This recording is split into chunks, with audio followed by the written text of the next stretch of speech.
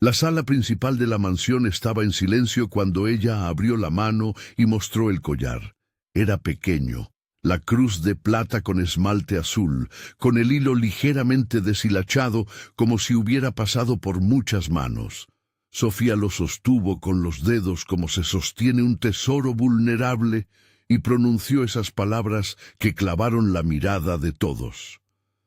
Este era el collar de mi madre fallecida. Un escalofrío recorrió la habitación. Roberto dejó la copa que sostenía. Sus dedos empezaron a temblar sin que pudiera detenerlo. No fue un gesto teatral. Su cuerpo dijo antes que su rostro lo procesara. Había algo en ese objeto, en la forma en que la plata se había ennegrecido en un lado, en la pequeña mella cerca de la base de la cruz, que le devolvía un nombre, una imagen y una culpa que él había guardado durante años. El murmullo recorrió la estancia como una ola lenta. Carlos, el mayordomo, apretó los labios y apartó la vista. Teresa, la secretaria, contuvo el aliento. En la puerta, algunos invitados que por curiosidad habían subido al salón se quedaron inmóviles. Todo aquel silencio dejó espacio para algo sencillo y poderoso. Una niña con el collar de su madre y la verdad asomando como una grieta en la fachada impecable de la casa. Esa fue la primera imagen que quedó grabada en la mente de quienes la vieron. Una cruz pequeña entre los dedos de una niña y el hombre más rico de la ciudad que, por un instante, parecía frágil. Si te interesan historias de reconciliación, suscríbete para no perder los próximos capítulos. Sofía volvió la vista hacia su madre con una determinación antigua, como si arrastrara consigo el peso de muchas mañanas de promesas hechas a una cama fría. Amelia había muerto hacía poco. Sus manos se habían vuelto hojas finas en las que se posaba la inquietud. La casa donde habían vivido era pequeña y olía a caldo cocinado en exceso, a jabón y a medicamentos. La vida de la madre enferma y de la hija que cuidaba se había marcado por listas, pastillas que se terminaban, visitas al ambulatorio, el camino al hospital que parecía siempre demasiado largo. Sofía había pasado la infancia memorizando el horario de las medicinas, aprendiendo a preguntar con dulzura a cualquier farmacéutico si quedaba una caja más barata, cuidando como primero de la casa los pequeños extras que su madre se permitía. Una onza de café para el fin de semana, una rebanada de pan más en la mesa cuando llegaba un vecino. Ella había aprendido a mirar el mundo con una mezcla de resignación y una fe práctica. La fe de quien cree que un acto, una palabra, una cuenta saldada pueden cambiar el día. En su barrio se conocían sus pasos. Paula, la maestra de la escuela, la recordaba siempre con un cuaderno bajo el brazo, listo para apuntar cuentas o versos. Lucas, su amigo de la infancia, venía a la puerta con frecuencias para hablar de fútbol o prestar un oído cuando la casa se llenaba de silencios. Los vecinos, Rosa y María, dejaban comida en la puerta en días de lluvia. Eran gestos pequeños, red, que sostenían una vida que nadie más ponderaba. El collar había pertenecido a Amelia desde hacía décadas. No era una joya de lujo, sino algo con memoria. Una cruz con esmalte azul que había resistido limpiezas con vinagre y tiritas de hilo. Amelia decía que se lo habían dado hacía años y que la había protegido en una noche fría. Eso era todo lo que contaba. Para Sofía, sin embargo, aquel objeto era más que un adorno. Era la prueba de una historia que su madre había llevado a la tumba sin poder contarla. Aún así, Sofía no llegó a la mansión con un plan elaborado. Iba con la intuición de quien ha aprendido a aprovechar los hilos del destino. Sabía que Roberto, además de su figura pública, era un hombre que había ayudado a su barrio en ocasiones, que había financiado campañas y obras. Lo conocía de lejos, como un fantasma benevolente. Se dijo a sí misma que pedir ayuda, o al menos ofrecer el collar por dinero para comprar medicinas, no era humillarse, era sobrevivir. Había ido a la mansión porque en el fondo creyó que quizá existía alguien allí, que podría reconocer aquel objeto, o que al menos lo compraría.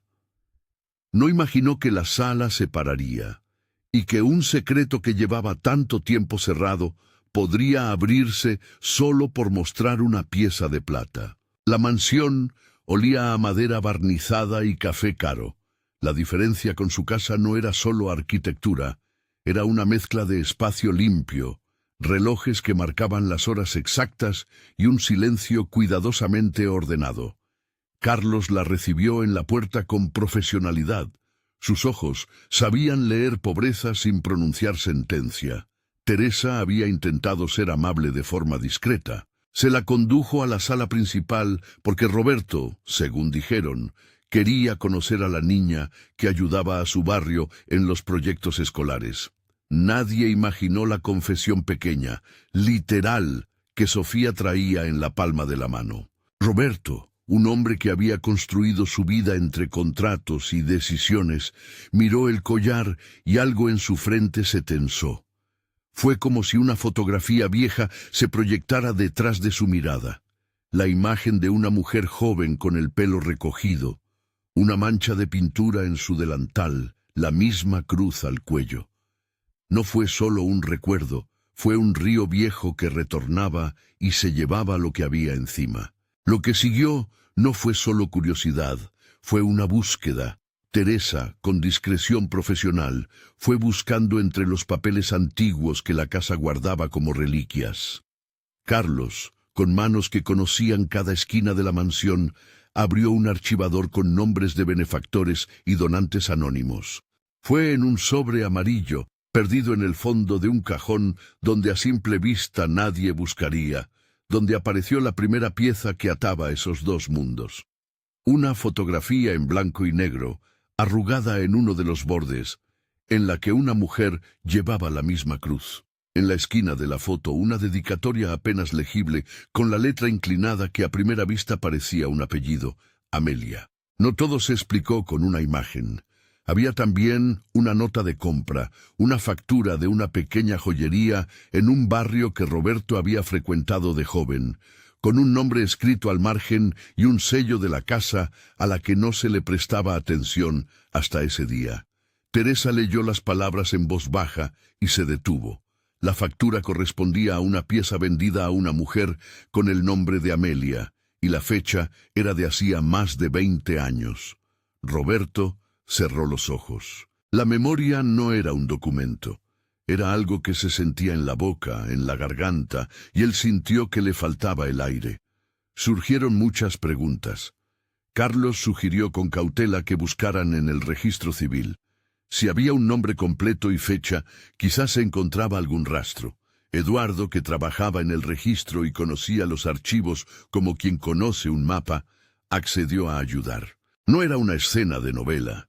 Fue gente que se ayudaba, papeles fotocopiados a la luz de una noche que, al final, parecía más propicia que la atención de los periódicos. El primer hallazgo en el cartorio fue una hoja que contenía la inscripción de un nacimiento. No era la confirmación absoluta de todo lo que se decía, pero ofrecía datos que necesitarían ser cruzados. Apareció la firma de una mujer con el nombre de Amelia, una dirección en un barrio vecino, y junto a ello, un testigo cuyo apellido remitía a una familia de la zona donde Roberto pudo haberse movido siendo joven por motivos de trabajo. Todo encajaba como piezas en un rompecabezas. Había suficientes coincidencias para plantear una hipótesis seria.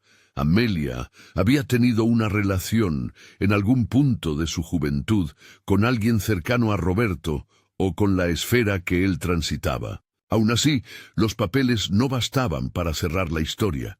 Para eso, hicieron falta pruebas más contundentes. No se trataba solo de conectar fechas y nombres. Se trataba de dar verosimilitud a una verdad que, de revelarse públicamente, debía tener formatos técnicos. Ahí entró el doctor Henrique. Médico curtido en la investigación de casos de filiación por años, explicó con paciencia lo que sería necesario para confirmar cualquier vínculo que la familia necesitara reconocer. Muestras simples, no invasivas.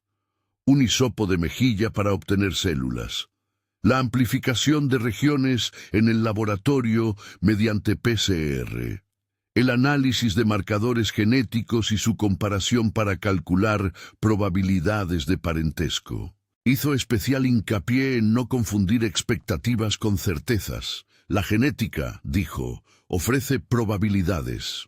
Un marcaje en común puede indicar relación, pero hay que contextualizarlo. Es una ciencia de índices y porcentajes que cuando se juntan con documentos y testimonios, construye lo que la sociedad entiende por verdad comprobada. Nadie buscaba una sentencia categórica de novela. Lo que necesitaban era saber con rigor científico si las sospechas tenían suficiente fundamento para pasar de la habitación cerrada de la mansión al acto público de reparación. Las muestras se tomaron en un pequeño laboratorio municipal. Sofía y la familia aportaron hisopos, y también se obtuvo una muestra del collar. Se envió al análisis la fibra de tela en la que la cadena había sido guardada, la caja donde había venido la pieza, a fin de intentar corroborar la ruta de compra y uso. No siempre el material extracelular sirve para una prueba de ADN, pero allí estaba la intención de ser metódicos, no dejar huecos que pudieran usarse para dudar. Mientras esperaban los resultados, la ciudad se llenó de historias a medias. En el barrio, la noticia circuló con rapidez. La niña que vendía cosas para comprar medicinas había ido a la mansión. Las redes de vecinos, de tertulias en la plaza y de conversaciones en la puerta del pan hicieron lo suyo. Hubo susurros de admiración por la valentía de Sofía. Hubo también ciertos comentarios ácidos de quienes veían en la entrega de la niña una teatralidad. Pero sobre todo, hubo una tendencia opuesta al rumor fácil. La gente empezó a ayudar. Paula puso en marcha una colecta para más medicinas. Lucas organizó un partido benéfico para juntar fondos. Rosa y María cocinaron para enviar 4 días de comida a la casa. Dentro de la mansión, los días se volvían más densos. Roberto pasó por momentos de incredulidad y remordimiento. No hablaba mucho, pero su ausencia de palabras pesaba más que sus declaraciones. Había un momento en que se sentaba en su despacho y miraba la foto arrugada con una mezcla de fascinación y horror, como si fuera capaz de ver a un joven que hoy reconocía como él mismo, pero más inocente.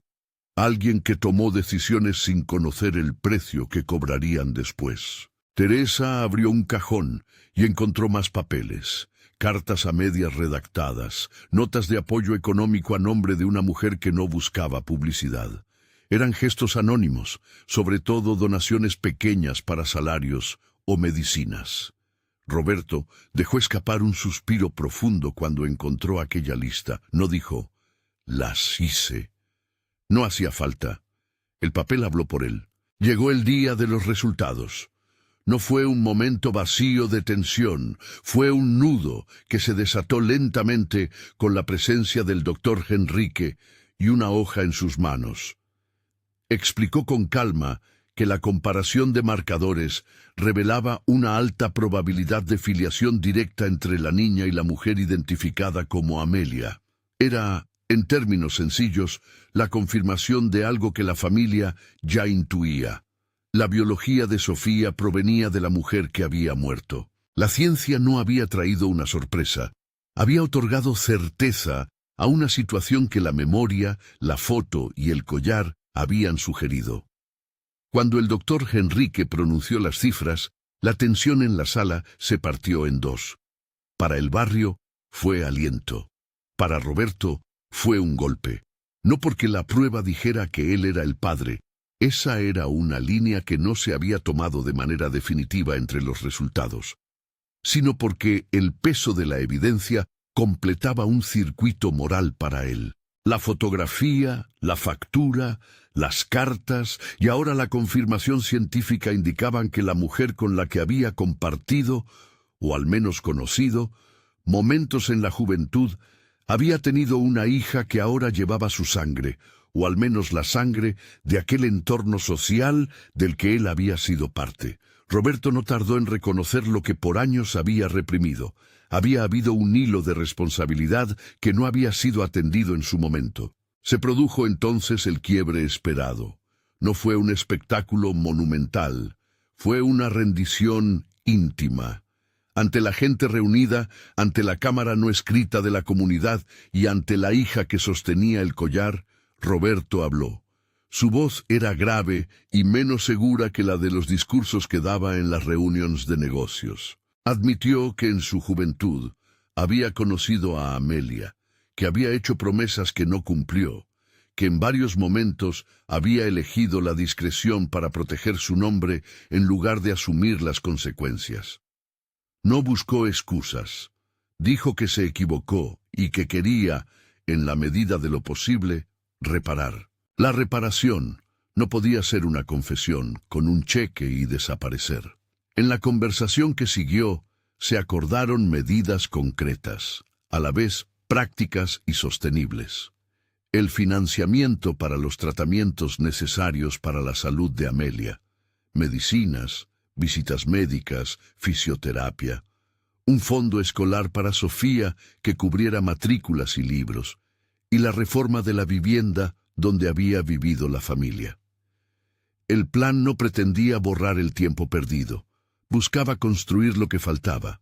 Además, Roberto propuso la creación de un pequeño fondo municipal para emergencias médicas en el barrio, administrado con transparencia y con participación vecinal, para que otros no quedaran desamparados en situaciones parecidas. Las reacciones no fueron todas de aplauso unánime.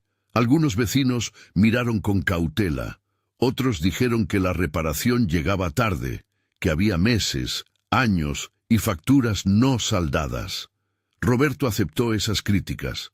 En público y en privado, reiteró que no pretendía que una sola acción borrara todo. La conciencia de que había fallado lo acompañaba como un recordatorio constante. Admitió la deuda moral y asumió la responsabilidad de poner recursos y tiempo para intentar enmendarla. La comunidad, por su parte, fue un actor clave en la etapa de reparación. La mejora de la vivienda no fue obra de una sola empresa contratada desde arriba. Fue un pequeño equipo que mezcló donaciones privadas con trabajo local. Vecinos que antes habían acudado su desdén se apuntaron a pintar paredes, a limpiar pisos y a montar muebles. Paula se encargó de la supervisión del apoyo escolar. Lucas organizó un programa de tutorías con chicos de la escuela. Había una sensación de cooperación que nadie imaginó que brotaría de una tarde en la que un collar cruzó la línea entre dos mundos. En el proceso, también apareció el peso del remordimiento personal de Roberto. Había noches en que lo vieron caminando por el barrio, saludando con humildad a aquellos que antes solo había mirado desde su coche. No se trataba de una pose pública, había una necesidad íntima de acercarse, de poner su nombre en algo que antes había sido invisible. Personas como Carlos y Teresa notaron cambios en su rutina. Más horas en reuniones de ONG, más presencia en la junta del barrio, menos vuelos de negocios que lo distraían con máquinas y números. Lo que antes había sido evasión, se volvía encuentro. A medida que las semanas se convirtieron en meses, la vida mostró señales pequeñas y concretas. Amelia, gracias a los recursos y a la atención médica, pudo estabilizar su salud. No curaciones milagrosas, seguía habiendo cansancio, fatigas y limitaciones. Pero hubo medicación constante, sesiones de fisioterapia que disminuyeron dolores y visitas a especialistas que antes no podía costear. La casa, que había sido un lugar de fugas y goteos, empezó a reparar su tejado. Una cocina que olía a humo y frío ahora funcionaba con mejores utensilios. La escuela de Sofía dejó de ser un pedido angustiado por lápices para convertirse en un lugar donde la niña podía soñar con estudiar en serio. La reparación no borró la tristeza, pero la empresa de mejoras y la comunidad dieron la posibilidad de proyectar. El collar, ese objeto que había fungido como prueba y catalizador, encontró un lugar entre la historia y la memoria. Hubo una discusión inicial sobre su destino. Algunos pensaron que debería colocarse en un museo local como símbolo de la reconciliación entre clases. Otros opinaban que debía entregarse a la familia, a la memoria de Amelia, para que fuera testimonio de su paso por el mundo. Al final, se decidió que la pieza quedaría con la familia, un símbolo privado que no se exhibía para espectáculo, sino para recordar que las pequeñas cosas contienen historias grandes.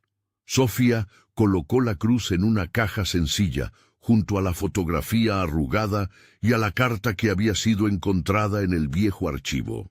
El paso del tiempo hizo su trabajo. Suavizó los bordes más agudos del escándalo y dejó algo parecido a una nueva cotidianeidad. Roberto, con su presencia diaria en el barrio y su compromiso con el fondo de emergencias, fue respetado más por sus acciones que por su antigua fortuna. Las tensiones no desaparecieron, pero la relación se fue recomponiendo en pequeños actos. Una visita a la clínica, una llamada para preguntar por un estado de ánimo, una tarde en la plaza, ayudando a pintar el mural que los chicos del barrio habían propuesto. La comunidad, que había temido el gesto como una operación de buena prensa, lo veía ahora como un proceso real y no como una acción puntual. Sofía, por su parte, siguió siendo la misma niña que aprendió a contar las pastillas en la mesa.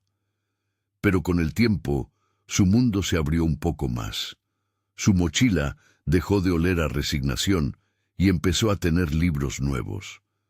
Los fines de semana ya no eran solo días de cuentas por pagar, sino instantes para soñar con un futuro en el que la escuela fuera un puente y no un problema.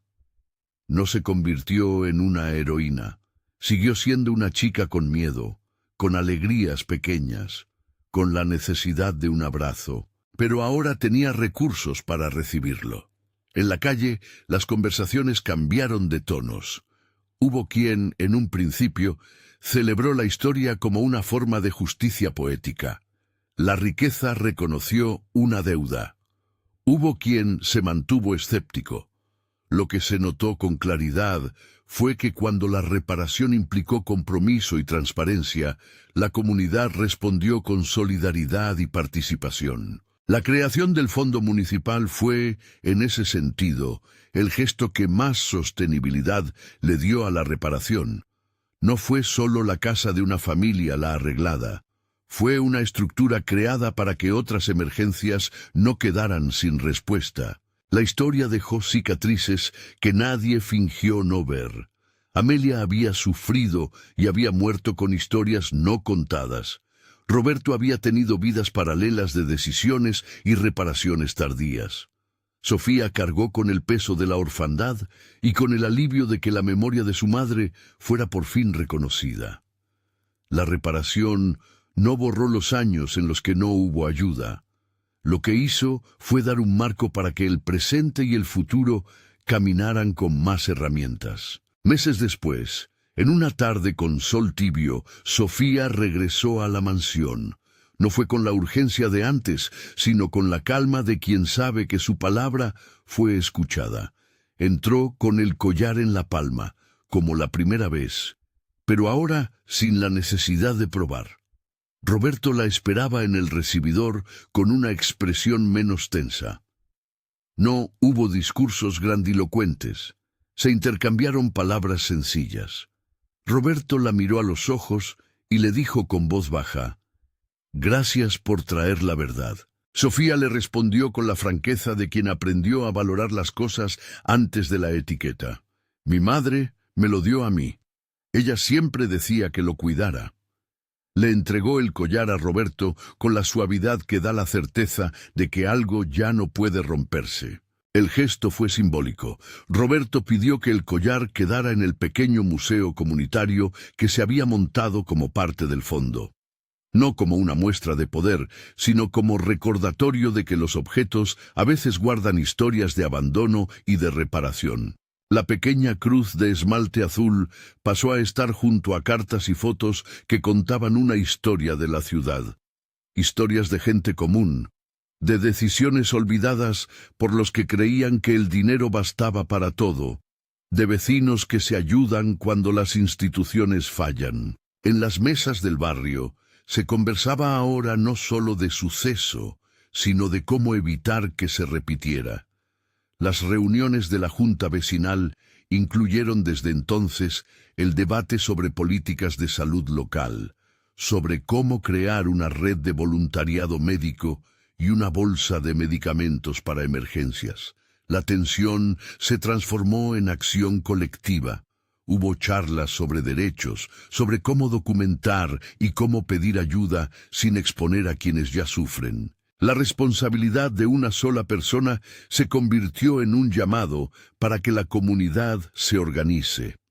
El relato siguió desplegándose en pequeñas escenas. El primer día de clases con libros nuevos, la primera sesión de fisioterapia que Amelia pudo mantener sin interrupciones, la tutoría de Lucas con los niños de la escuela, la placa que se colocó en el centro cultural dedicada a las manos que ayudan. Hubo risas y lágrimas, y un sentir compartido de que los objetos enseñan tanto como las palabras.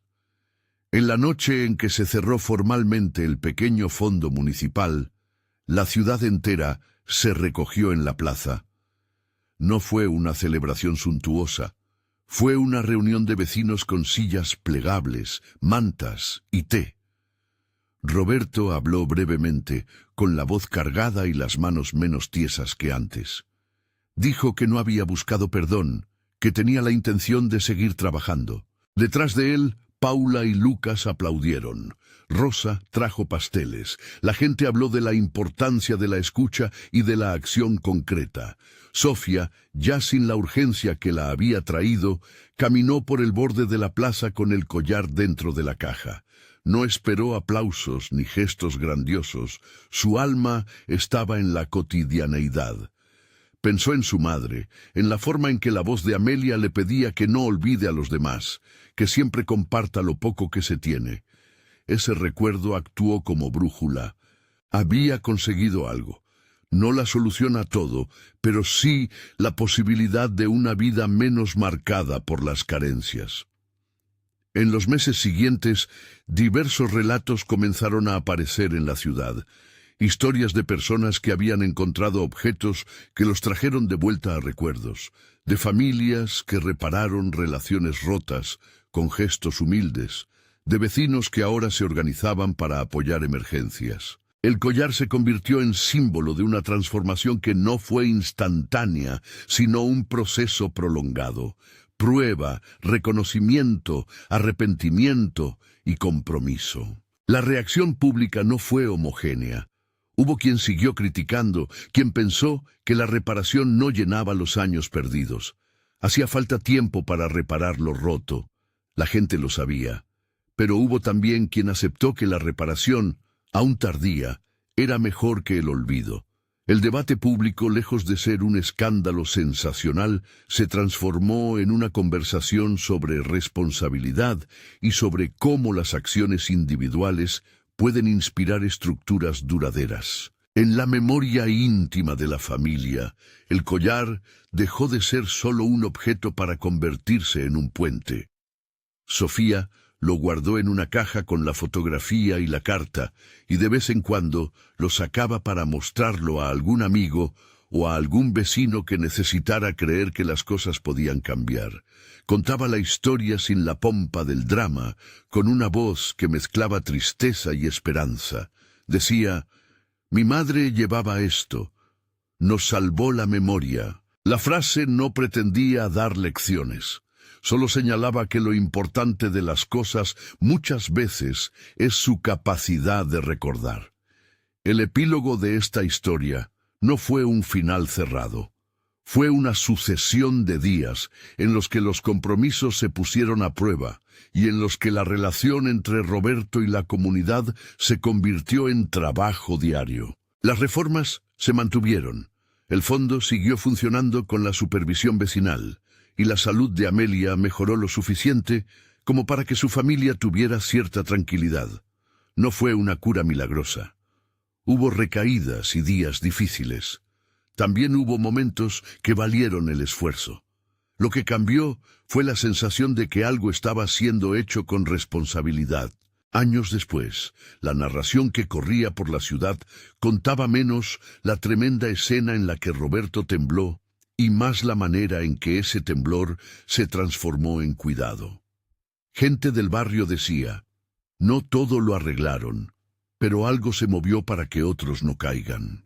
Y entre quienes recordaban la mañana de la sala, la imagen que más se repetía era la de Sofía con el collar en la mano, mirando a la gente con la calma de quien sabe que una historia pequeña puede cambiar destinos. El collar, cuando ya no fue necesario para probar, quedó como testimonio de una verdad, que los objetos a veces guardan aquello que las palabras no se atreven a decir. Fue símbolo de memoria, de reparación y de la posibilidad de que la verdad, cuando se junta con la acción, transforme lo que parecía inmutable. Si alguna vez un objeto te cambió la vida, compártelo en los comentarios. Tu experiencia puede ayudar a alguien. Adiós por ahora, y recuerda que detrás de los objetos hay siempre historias que merecen ser escuchadas y, cuando sea posible, reparadas.